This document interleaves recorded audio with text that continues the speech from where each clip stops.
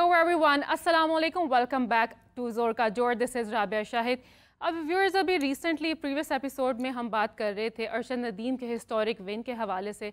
पूरा पाकिस्तान बहुत खुश है, सब लोग जो हैं वो जश्न मना रहे हैं।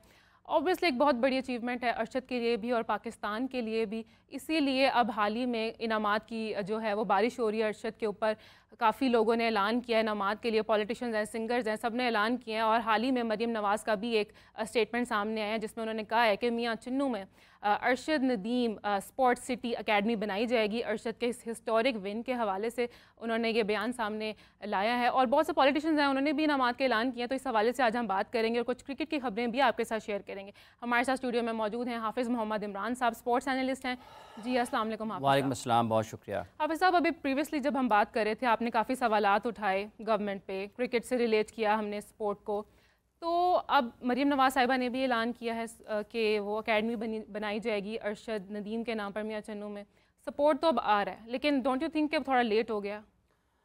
देखिए, अब चूँकि अगर हम बिलखसूस इस हवाले से बात करें जहाँ पर अरशद ने कामयाबी हासिल की और जिस तरह से आपने मरीम नवाज़ साहिबा का जिक्र किया है, जो कि मुल्क के सबसे बड़े सूबे की वज़ारत आला के मनसब पर फायज़ हैं, वज़ीर आला हैं सूबे की, और उन्होंने 10 करोड़ रुपए का ऐलान किया है। साथ ही साथ उन्होंने वादा किया है कि वो मियाँ चन्नू में sports city, Arshad Nadeem sports city भी बनाएंगी। फिर मेयर सखर ने भी कहा है कि वो वहाँ पर जो ज़ेर तामीर उनका एक मंसूबा है उसको स्पोर्ट्स सिटी है, तो वो कॉम्प्लेक्स उसका नाम वो अरशद नदीम के नाम पर करेंगे, उसके नाम से। फिर अभी कुछ देर पहले मेरा ख्याल गवर्नर पंजाब ने भी 10 लाख रुपए का ऐलान किया है। फिर कल सबसे नहीं गवर्नर पंजाब ने भी किया, टिसोरी साहब ने भी किया, वो तो मेरा ख्याल रात को ही कर गए थे। फिर सिंध गवर्नमेंट ने भी 5 करोड़ रुपए का ऐलान किया है। अली ज़फ़र ने 1 मिलियन का ऐलान किया है। इससे पहले जब वो अभी गोल्ड मेडल नहीं जीते थे, काफ़ी महीने गुजरे हैं, तो क्रिकेटर अहमद शहजाद जो हैं उन्होंने उस वक्त उनके लिए 10 लाख रुपए का उनको एक उनकी मतलब माली ताउन या उनकी हौसला अफजाई के लिए उनको 1 मिलियन दिए थे। इसी तरह से मुख्तलिफ और भी जो सरकारी ओहदेदारान हैं उनकी तरफ से ऐलानात जारी हैं। तो ये पाकिस्तान के लिए खुशाइंद है इस लिहाज से कि एक जब इस किस्म की कामयाबी आपको मिलती है। फिर वज़ीर दिफ़ा हैं मुल्क के अभी ख्वाजा आसिफ साहब, उन्होंने भी ख़ासी तनकीद का निशाना बनाया है पाकिस्तान में खेलों को चलाने वाले इदारों को। उसमें हुकूमत की भी बुनियादी तौर पर ज़िम्मेदारी है, क्योंकि वज़ीर दिफ़ा साहब जो इस वक्त हुकूमत में हैं, 2013 से 18 तक भी इनकी हुकूमत थी, तो उस वक्त भी ये देखना पड़ेगा कि क्या वाकई हुकूमत जो है उस वक्त अपनी ज़िम्मेदारियाँ निभाई उन्होंने या नहीं निभाई। तो ये जैसे हमने पहले बात की कि इसको आपको आपके स्पोर्ट्स का जो स्ट्रक्चर है उसमें इस्लाहात की ज़रूरत है। अब वो इस्लाहात वही करेगा जिसको ये पता होगा कि असल में ख़राबी कहाँ पर है, और वो ये समझता होगा खेल की ताकत को। आज लोग बात कर रहे हैं, आप देखें कि इंडिया में कितनी ज़्यादा उनकी पजीराई हो रही है। बिलखुसूस उन 2 माओं का जिक्र है, अरशद नदीम की वालदा का और नीरज चोपड़ा की वालदा का। लोग उनको किस तरीके से उनके अल्फाज को उनके ख़यालात को किस तरीके से उनके बारे में अच्छे अल्फाज अदा कर रहे हैं उन दोनों के बारे में। तो अगर किसी को ये समझ आ जाएगी, ये बुनियादी तौर पर उन लोगों के लिए भी जो काफ़ी वक्त से चैम्पियंस ट्रॉफ़ी जब पाकिस्तान में होनी है उस हवाले से अपने मुख्तलिफ़ ख़यालात रखते हैं, पाकिस्तान में भी रखते हैं, इंडिया में भी रखते हैं। लेकिन अब जब इस मामले में बिलखसूस नीरज चोपड़ा की वालदा और अरशद नदीम की वालदा के जो ख़यालात एक दूसरे के बारे में, जिस हार्मनी का उन्होंने मुज़ाहरा किया है, जिस तहम्मुल का उन्होंने मुज़ाहरा किया और जिस एक बाहमी एहतराम का उन्होंने मुज़ाहरा किया है, वो यकीनी तौर पर उस विक्ट्री को जो कि पाकिस्तान के हिस्से में आई है गोल्ड मेडल, उसके साथ साथ उसने एक और भी पैगाम लोगों को दिया है। लोग बहुत शानदार अंदाज में, चूँकि लोग लिख रहे हैं कि माएँ तो चूँकि सांझी होती हैं, इस अंदाज में उसको बयान कर रहे हैं। तो पाकिस्तान में अगर आप बात कर, इंडिया में जिस तरह तरीके से आप युवराज सिंह को देख लें, रवि शास्त्री को देख लें, और इंडिया के जो नुमायां लोग हैं खेल के शोबे से ताल्लुक़ रखने वाले, इवन इंडियन मीडिया ने भी उनको बड़े अच्छे अंदाज में इस कारकर्दगी को जो अरशद नदीम किया है उसको सराहा है। और दुनिया भर में सिर्फ ये एक ही जगह पर मौजूद नहीं है, आप मुल्कों की सतह पर भी जाते हैं तो बड़े बड़े मुल्कों ने पाकिस्तान को अरशद नदीम की इस कामयाबी पर मुबारकबाद दी है। फ़्रांस में उनके लिए ज़ोहराना रखा गया जो सफारत खाना था। फिर जब वो वापस आएंगे तो ये इत्तला है कि शायद उनको पूरे शहर का, लाहौर का चक्कर लगवाया जाएगा जो एक बस लाहौर में चलती है। वापसी की आपने बात की है, कल वो वापस आ रहे हैं, पेरिस ओलंपिक्स जीत कर, पाकिस्तान के लिए गोल्ड मेडल जीतकर वो कल वापस आ रहे हैं, तो आपको कैसे लगता है कि उनका इस्तकबाल किस तरह से होना चाहिए? क्योंकि जिस तरह से खुशियां मनाई जा रही हैं, लोग इतना खुश हैं, सपोर्ट कर रहे हैं उन्हें, तो इस्तकबाल भी फिर ग्रैंड लेवल पे भरपूर तरीके से होना चाहिए। मेरा ज़ाती तौर पर तो ये ख्याल है कि वज़ीर आज़म पाकिस्तान को लाहौर एयरपोर्ट पर उनके लिए मौजूद होना चाहिए, उनके इस्तकबाल के लिए। ये कोई एक मामूली बात नहीं है कि उन्होंने ओलंपिक्स की तारीख़ में सबसे बड़ी थ्रो की है। पाकिस्तान के पास इस वक्त 2 मुनफरिद एथलीट्स हैं दुनिया के। क्रिकेट की दुनिया में भी शोएब अख्तर आज भी दुनिया के तेज़ तरीन फास्ट बॉलर हैं। कोई उनके अभी तक उनका जो तेज़ तरीन गेंदबाजी है वो दुनिया के तमाम फास्ट बॉलर्स के लिए चैलेंज है।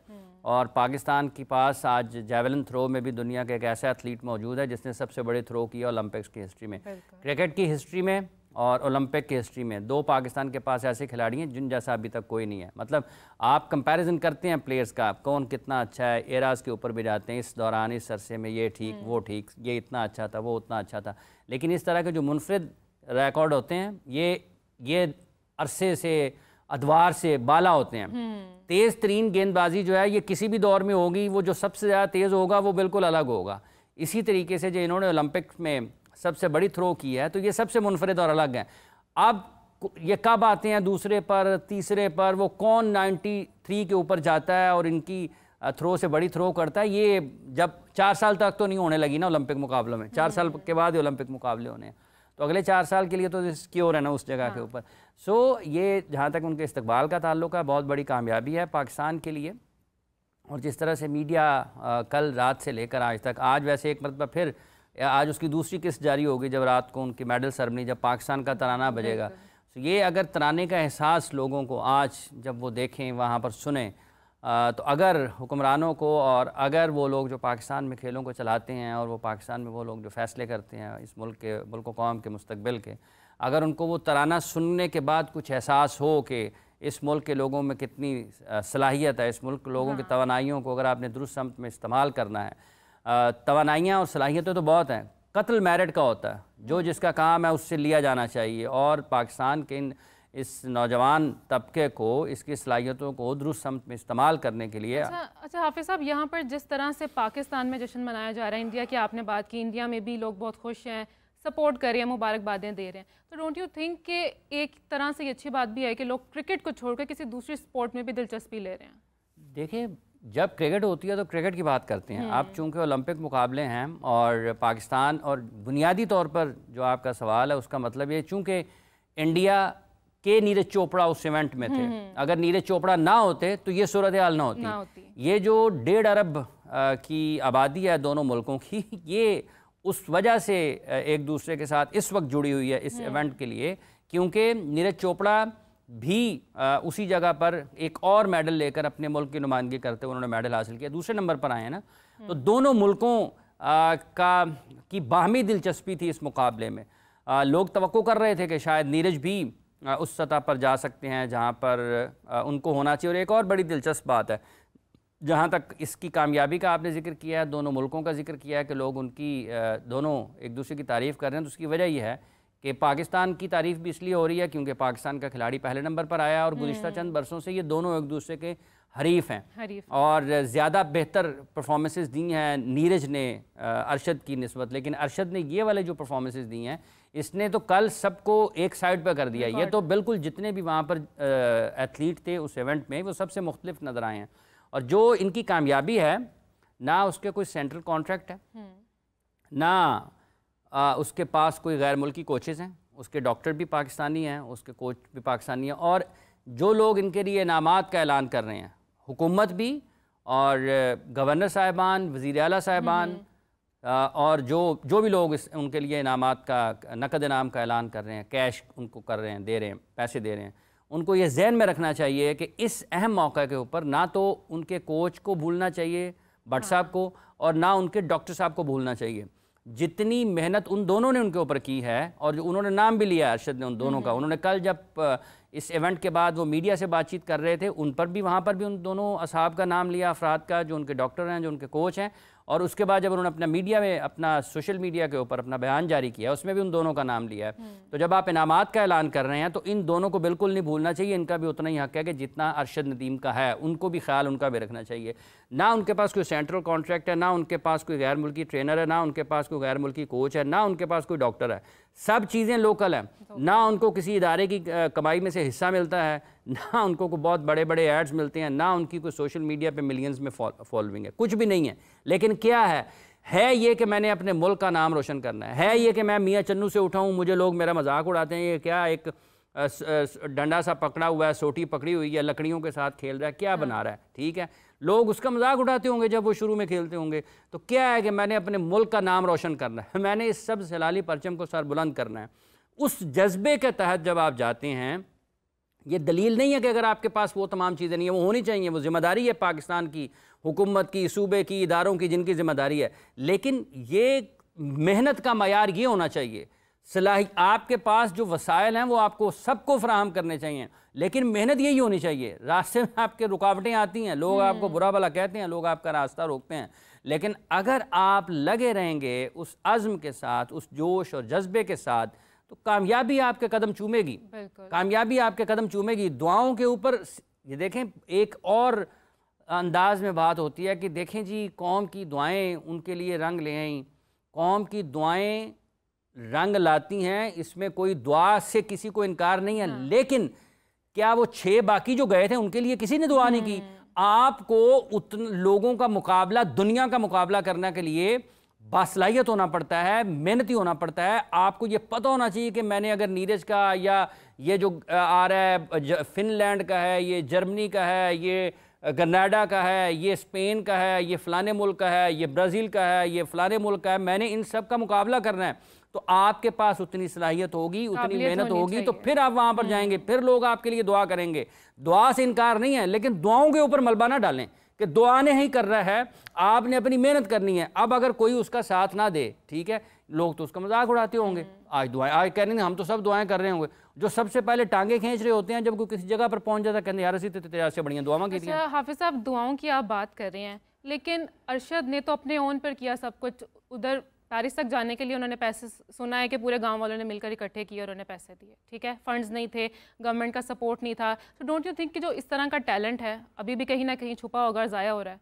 अरशद तो सामने आ गया। वक्तों में फंड्स के इश्यूज रहते हैं। अभी कुछ अरसा पहले भी उन्होंने कहा था कि उनके पास जेवलिन नहीं है, लेकिन ये जो ओलंपिक मुकाबले होते हैं यहाँ पर आपका और निज़ाम तो उन्होंने खुद खरीदा ना, ठीक है, वो फिर सपोर्ट मिला उनको। लेकिन अगर आपके पास चंद लाख की जेवलिन भी उसको हुकूमत ना दे पाए और जो मुतलका इदारे हैं वो ना दे पाएँ, तो इससे आप उनकी संजीदगी का अंदाज़ा लगा सकते हैं। तो बुनियादी तौर पर जो मसला है वो यही है कि आपको अपनी इंतज़ामी इस्लाहात अपने निज़ाम में करने की ज़रूरत है। अब वो जिन लोगों ने उस इस्लाहात करनी है, उनकी ज़िम्मेदारी है पहले बैठें, सोचें कि क्या है मसला। और चीन ने तो 2026 के ओलंपिक मुकाबलों की भी तैयारी शुरू कर दी है। अभी वो ओलंपिक खेल रहे हैं, अभी अमेरिका में और चीन में जंग चल रही है, दोनों में मुकाबला है कि नंबर पहले पे कौन आता है मेडल्स के एतबार से। उसके साथ साथ उन्होंने 26 के ओलंपिक मुकाबलों की भी तैयारी शुरू कर दी है। तो पाकिस्तान में जो लोग हैं, अब असम्बली में बिलावल भुट्टो साहब ने कहा है कि जी हम तो वर्ल्ड कप भी जीत सकते हैं। उन्होंने तो और इदारों के ऊपर भी बड़ी बातचीत की है, लेकिन अगर आप असम्बली में सिर्फ इस सेशन की हद तक ही अरशद नदीम को या पाकिस्तान के एथलीट्स को याद रखें, तो फिर ये नाइंसाफ़ी और ज़्यादती है इस मुल्क के लाखों नौजवानों के साथ जो मुल्क के मुख्तलिफ़ हिस्सों में सलाहियतों से महरूम है, वसाइल से महरूम है। तो उनके पास जाएँ, हुकूमत का काम है ये स्पोर्ट्स सिटी बना देना। स्पोर्ट्स सिटी में आपने खिलाड़ियों को भी लाना है, ये एक पूरा निज़ाम है कि आपकी एशियन गेम्स हैं, कॉमनवेल्थ गेम्स हैं, फिर इसकी वर्ल्ड चैम्पियनशिप्स आती हैं, फिर आपके ओलंपिक मुकाबले आते हैं। तो इन सब चीज़ों का एक पूरे का पूरा साल का निज़ाम मौजूद है। अगर आप उसको नहीं काम करेंगे तो फिर अरशद नदीम, हर रोज़ अरशद नदीम नहीं आएंगे। ये हर कोई इतना मेहनती नहीं होता, लोगों को धक्का देना पड़ता है, लोगों को मोटिवेट करना पड़ता है, मुतहर्रिक रखना पड़ता है, उनके नाज नखरे उठाना पड़ते हैं। ऑब्वियसली ये सब चीज़ें जैसे आप कह रहे हैं ऐसे ही है और ऐसे ही करना चाहिए। क्रिकेट पर अब थोड़ी सी बात करते हैं। बांग्लादेश सीरीज़ जो है वो स्टार्ट होने जा रही है, रावलपिंडी में ऐलान भी हो गया। तो क्या कहेंगे आप कि बांग्लादेश के हालात देखते हुए क्या लगता है आपको, पाकिस्तानी टीम वापस आएगी? देखिए बात यह है कि टेस्ट मैचेस पाकिस्तान ने ऑस्ट्रेलिया में खेले थे आखिरी मरतबा, वहाँ पर नताइज अच्छे नहीं थे, लेकिन वो बिल्कुल मुख्तलिफ जगह थी, मुख्तलिफ ओपोजिशन थी। पाकिस्तान में खेलते हुए 6 फास्ट बॉलर्स के साथ पाकिस्तान इस टेस्ट सीरीज़ के लिए स्क्वाड का ऐलान किया है। बांग्लादेश के पास भी अच्छे फास्ट बॉलर्स हैं, और अब देखना ये है कि यहाँ पर पाकिस्तान सबसे पहले ये है कि पिच कैसा बनाता है और पिच कैसी बनाई जाती है, किस कॉम्बिनेशन के साथ पाकिस्तान मैदान में उतरता है। स्ट्रेंथ, अगर टीम स्क्वाड को देखते हैं तो स्क्वाड को देखकर तो ये लगता है कि पाकिस्तान की स्ट्रेंथ जो है वो पाकिस्तान का वो फास्ट बॉलिंग है, और अगर पिच उतनी अच्छी बनाई जाती है या नहीं बनाई जाती ये फिर बाद में पता चलेगा। लेकिन जो उनकी टीम है, इसके लिए इस एक कामयाबी के बाद जो कि अरशद ने हासिल की है, लोगों की तवक्कुआत पाकिस्तान की क्रिकेट टीम से भी बढ़ेंगी कि आपको बेहतर खेल पेश करना है। और पाकिस्तान ने कल ही एक ख़बर, पाकिस्तान के मीडिया ने ये रिपोर्ट किया कि टिम नेल्सन जो हैं उनको हाई परफॉर्मेंस कोच मुकर्रर किया है, और बड़े ही हैरान कुन बात है कि वो साउथ ऑस्ट्रेलिया ने उनके साथ अपना मुआहदा ख़त्म कर दिया था कि उनकी कारकर्दगी अच्छी नहीं थी, और कारकर्दगी अच्छी नहीं थी।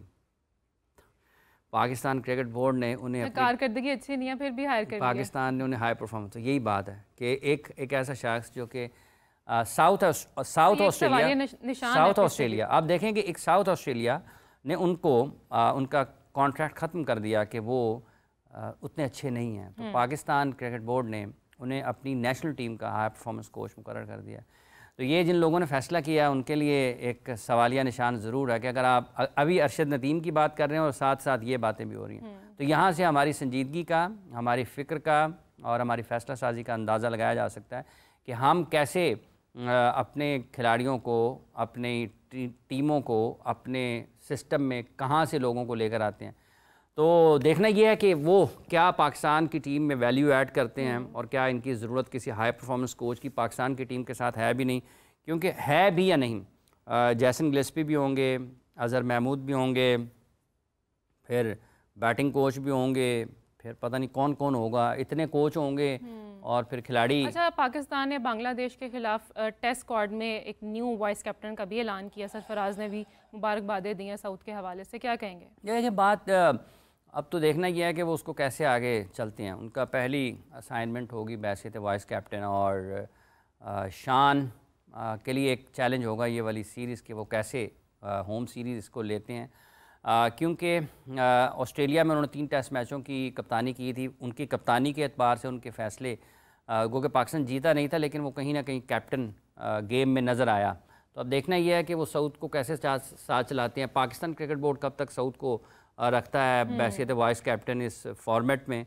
सरफराज कि वो जूनियर हैं, और बेस्ट ऑफ लक कि वो पाकिस्तान के लिए सबसे पहले तो अपनी ज़ाती कारकर्दगी के एतबार से वो तसलसल उसमें रहे, और अगर उनको एक ज़िम्मेदारी मिली है तो वो अपने आप को मुस्तकबिल के कप्तान की हैसियत से तैयार करें।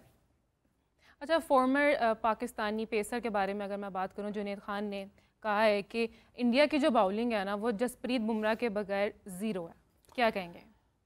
देखिए, अभी वो चूँकि श्रीलंका के ख़िलाफ़ सीरीज़ हारे हैं और वहाँ पर स्पिनर्स डोमिनेट करते रहे हैं। जसप्रीत बुमराह लीड करते हैं उनकी पेस बैटरी को, शामी अनफिट हैं। बुमराह किसी भी टीम में होंगे तो वो उसका फ़र्क तो डालेंगे। उनकी अदम मौजूदगी में ये बिल्कुल आप इसको ऐसे ही कह सकते हैं कि अगर विराट कोहली या रोहित शर्मा का जो हैसियत और अहमियत उनकी बैटिंग में है, जसप्रीत बुमराह की बॉलिंग में कहीं भी उनसे कम नहीं है। ठीक है, उनके पास हार्दिक पांड्या भी आते हैं लेकिन वो उतने फॉर्मेट के हिसाब से नहीं है स्किल्ड जितने के वो हैं। तो बुमराह बिल्कुल मुख्तलिफ़ किस्म के और मुनफरिद किस्म के बॉलर हैं। उनकी अदम मौजूदगी फिर फ़र्क डालती है। हाँ, वो ये है कि उनकी इर्द गिर्द फिर अगर हार्दिक पांड्या खेल रहे हैं वाइट बॉल में, शामी आ जाते हैं, और अगर जैसे उन्होंने अभी और भी चंद बॉलर्स को आजमाया तो फिर कुछ उनको एक सहारा ज़रूर मिलता है। लेकिन अगर बुमराह नहीं होते हैं तो फिर एक बिल्कुल डिफरेंट किस्म का प्रेशर जो है वो बाकी पेसर्स के ऊपर आता है, और बाकी उनके अभी वो मयांक यादव की बहुत बात हो रही है, उनको देखते हैं कि वो मेरा ख्याल है कि उनके बारे में ये था कि वो NCA में कुछ उनका रीहैब चल रहा था, उनकी कुछ इंजरीज़ के इश्यूज़ थे, वो तेज़ हैं बहुत ज़्यादा। लेकिन बुमराह तो बिल्कुल एक वर्ल्ड क्लास बॉलर हैं। फॉर्मेट के मोहताज नहीं है, कंडीशंस के मोहताज नहीं है। इस वर्ल्ड कप में भी अगर उन्होंने कामयाबी हासिल की है इंडिया ने T20 वर्ल्ड चैम्पियनशिप में भी, तो वो उनका बहुत बड़ा किरदार है जसप्रीत बुमराह का। पाकिस्तान के मैच को देख लें बिलखुसूस, जहाँ पर उन्होंने बॉलिंग की पाकिस्तान के ख़िलाफ़, फिर जब वर्ल्ड कप के फाइनल में उन्होंने जिस मौके के ऊपर गेंदबाजी की और उनके लिए विकेट निकाले, तो वो यकीनी तौर पर इसमें अब ये जुनैद चूँकि ख़ुद फास्ट बॉलर हैं, जिन अल्फाज का आपने इजहार किया है वो उनकी अपनी राय और ख़्याल हो सकता है, लेकिन ये उनकी अहमियत से इनकार नहीं है, क्योंकि वो किसी भी फॉर्मेट में होंगे, और अगर होंगे तो टीम इंडिया की बॉलिंग कुछ और नज़र आएगी, और अगर वो नहीं होंगे तो उनके ना होने का फ़र्क भी वाज़े तौर पर महसूस किया जा सकता है। अच्छा हाफिज़ साहब, चैम्पियंस ट्रॉफ़ी के दिन भी करीब आ रहे हैं, तो पाकिस्तान की क्या तैयारी है? बहुत कम टाइम रह गया, और जो कज़ाफ़ी स्टेडियम का स्ट्रक्चर सामने आया, बहुत बड़ा स्ट्रक्चर है, इतने कम टाइम में क्या वो सारी अरेंजमेंट्स पूरी हो जाएंगी? देखिए, जिस तरीके से उसकी वो आप तस्वीर का ज़िक्र है, हवाला कि वो सामने आई है और लोग उस पर बहुत खुश हैं, बहुत अच्छी देखने में लग रही है। होना तो चाहिए, क्योंकि अगर शुरू हुआ है तो इसका मतलब यही है कि इन्होंने उसको चैम्पियंस ट्रॉफ़ी से पहले मुकम्मल करना है, और जो उसकी डेडलाइन है वो भी मेरा ख़्याल है कि शायद आइंदा बरस जब पहला महीना शुरू होगा तो उसके इर्द गिर्द ही कहीं उसने बिल्कुल ऑपरेशनल होना है, यानी कि मुकम्मल होना है, और वो बिल्कुल ठीक हो जाएगी, यानी कि उस वक्त तक तमाम मामूल की ज़िंदगी वहाँ पर उस बिल्डिंग में जो कि नई बन रही है वो जारी हो जाएगी, शुरू हो जाएगी। तो अब तक की तो यही हालात हैं अभी, चूँकि वक्त बाकी है काफ़ी और काम वहाँ पर हो रहा है, और जो उसकी डेडलाइन है अगर उसको मीट करते हैं तो ये अच्छी चीज़ होगी, क्योंकि चैम्पियंस ट्रॉफ़ी शेड्यूल है पाकिस्तान में 2025 की। डेडलाइन भी तो बहुत करीब है। हाँ, इसके लिए अगस्त है, सितंबर, अक्टूबर, नवंबर, दिसंबर, 4-5 महीने हैं उनके पास। तो ये वक्त है कि जिसमें काम मुकम्मल हो सकता है, और जब बिल्डिंग गिराई गई है तो इसका मतलब ये है कि जो भी उसका नक्शा होगा और जो उनका जो लोग काम कर रहे हैं वहाँ पर, ये कोई मामूली काम तो है नहीं। इस चीज़ को उन्होंने यकीनी बनाया होगा कि हमने वहाँ पर इसको एक मुकर्ररा वक्त तक इसको मुकम्मल करना है और इसको लोगों के लिए खोलना है, ताकि जो स्टेडियम में मामूल की मसरूफियात हैं वो चल सकें, मामूल की ज़िंदगी की तरफ वो लोग जा सकें। तो देखना यह है कि मुकम्मल करते हैं या नहीं करते, लेकिन मेरा ख्याल है कि इसको ये कर लेंगे और होना भी चाहिए, क्योंकि अगर खुदा न खास्ता किसी भी वजह से वहाँ पर कुछ रुकावट रहती है तो फिर आपको यकीनी तौर पर बहुत सख्त किस्म के सवालात होंगे, पाकिस्तान के लिए मुश्किलात हो सकती हैं। तो अल्लाह करे कि चैम्पियंस ट्रॉफ़ी भी पाकिस्तान में हो बिल्कुल मामूल के और ऐलान के मुताबिक, और ये जो बिल्डिंग जिसका आपने जिक्र किया है, जिसकी तारीफ़ के बड़े तस्वीर के बड़े चर्चे हैं, ये भी लोगों को ऐसे ही बिल्कुल चैम्पियंस ट्रॉफ़ी में देखने को मिले। अच्छा हाफिज़ साहब, अभी हम जिक्र कर रहे थे अरशद नदीम के इस्तकबाल का, तो स्पोर्ट्स बोर्ड पंजाब का अरशद नदीम का मुख्तलिफ अंदाज में जी इस्तकबाल करने का फ़ैसला भी आया, ऐलान सामने आया। उन्होंने कहा है कि हम उन्हें डबल डेकर बस के थ्रू पूरे लाहौर में घुमाएंगे, जैसे कि अभी आप कह रहे हैं, लेकिन आपकी तो फरमाइश है कि वज़ीर आज़म को खुद जाना चाहिए। मेरा ये ख्याल है, देखें आपने मोटिवेट करना है लोगों को, तो मोटिवेशन हाईएस्ट लेवल से आती है कि लोगों को पता लगे यार अगर आपको कल कलाम को मेडल लेंगे तो फिर आपके साथ भी ऐसा ही होगा कि आपकी भी इतनी ज़्यादा, ये बुनियादी तौर पर वो एक एजाज़ी चीज़ है, मतलब एक आप ना मुतहर्रिक करते हैं लोगों को, उनको लगेगा यार वाकई मैंने, उसमें तो कोई शक नहीं है कि जो जिस तरीके से अब तक फीडबैक है। वज़ीर आज़म नहीं, वज़ीर खेल तो जा रहे हैं ना उन्हें मिलने, वो देखे वो भी ना, मैं अगर इस वक्त तो कोई भी ना जाए तो लोग खुद ही चले जाएंगे ना। हाँ, लोग तो जाएंगे। अगर वो खुद भी ना जाएं, वज़ीर खेल भी ना जाएं, तो वो कौन सा मतलब फ़र्क पड़ना है। ये एक मोटिवेशन है आपकी उस पूरी जनरेशन को जो उनको देख रही है टेलीविज़न के ऊपर। देखें पाकिस्तान का झंडा उन्होंने पूरी दुनिया में बुलंद कर दिया है, इससे ज़्यादा एजाज़ की बात क्या होगी। पर आप किसके लिए किसका इस्तकबाल कर सकते हैं। देखें ये जो स्पोर्ट्समैन है, ना तो आपका कोई पॉलिटिशियन ये काम कर सकता, ज़िंदगी के किसी भी शोबों से ताल्लुक़ रखने वाला कोई भी शख्स जो है वो ये काम नहीं कर सकता मां सिवाय किसी स्पोर्ट्समैन के।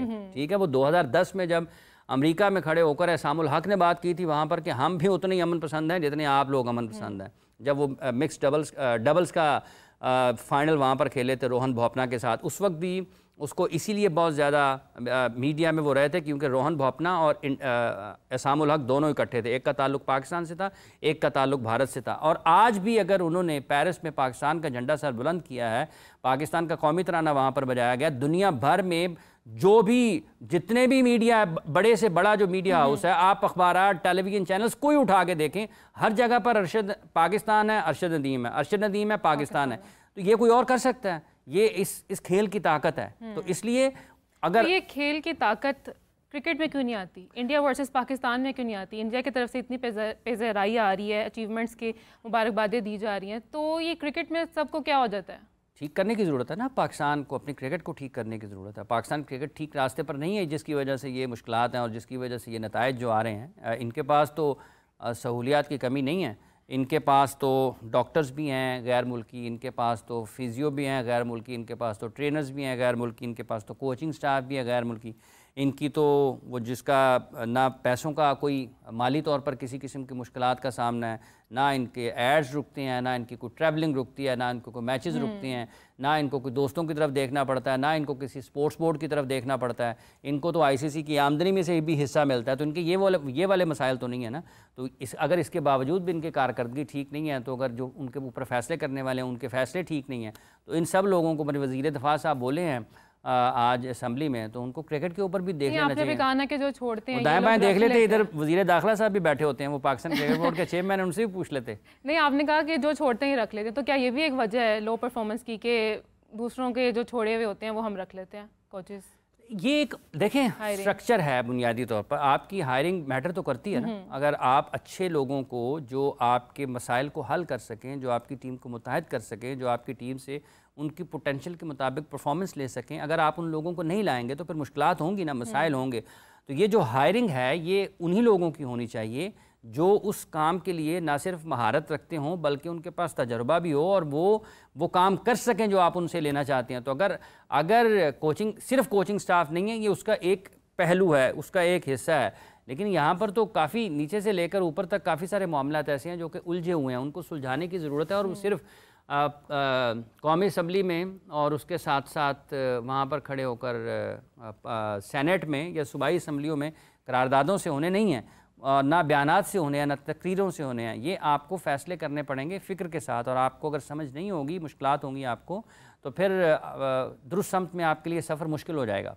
ऑब्वियसली हमारी दुआएं पाकिस्तानी क्रिकेट टीम के साथ ही हैं और आने वाली चैंपियंस ट्रॉफी में आई होप कि पाकिस्तान कुछ अच्छी कारकर्दगी दिखाए और पाकिस्तान का नाम रोशन करे। इसी के साथ मुझे दीजिए इजाज़त, आपसे मुलाकात होगी इंशाअल्लाह कल। तब तक के लिए अल्लाह हाफ़िज़।